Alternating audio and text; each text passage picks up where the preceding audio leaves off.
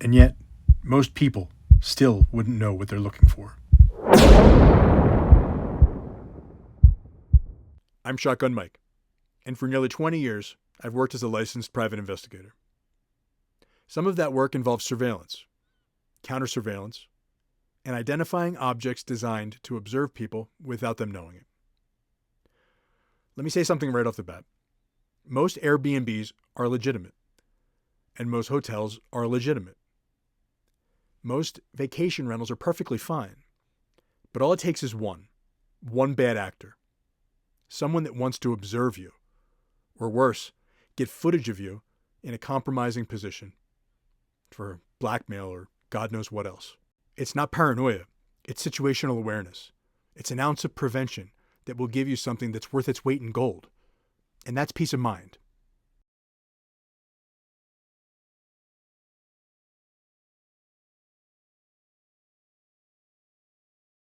Take a closer look at what you're seeing here.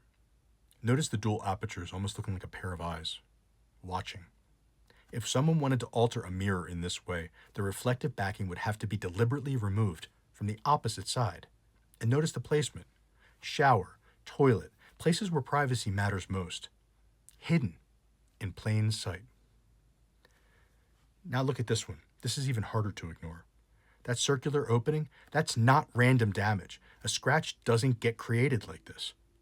This is where people often struggle.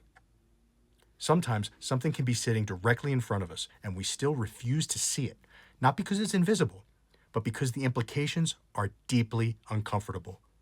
So verification matters.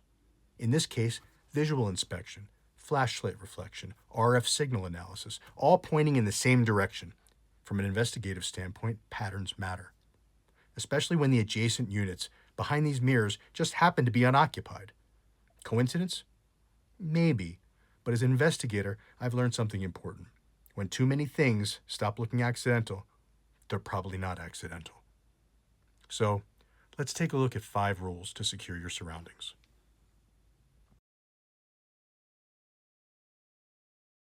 Rule 1. Take 60 seconds. Don't unpack immediately. Look around.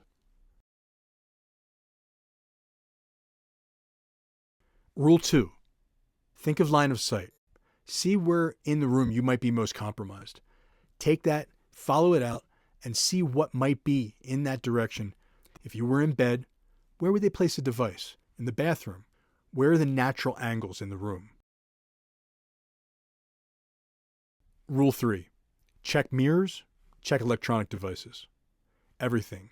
Clocks, smoke detectors, routers, lamps, anything that plugs in, anything that gives off of a light. Ask yourself, what belongs there? What doesn't?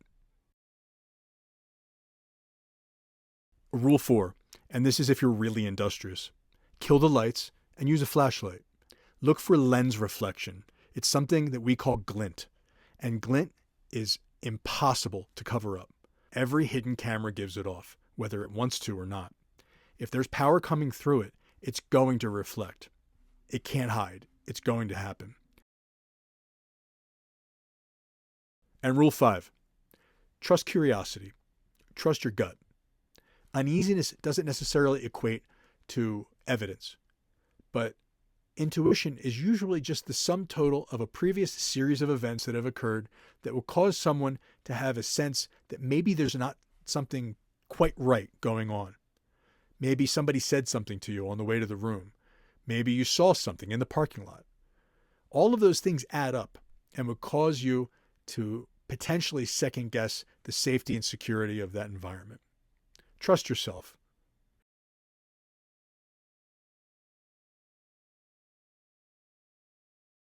But what about technical detection? Can Wi-Fi really root out malicious devices? Can we find hidden cameras with digital detection? Well, that's going to be for a later episode. This is Shotgun Mike, reminding you to keep your eyes open and an open mind too. You never know who or what might be watching. I'll see you in the next video.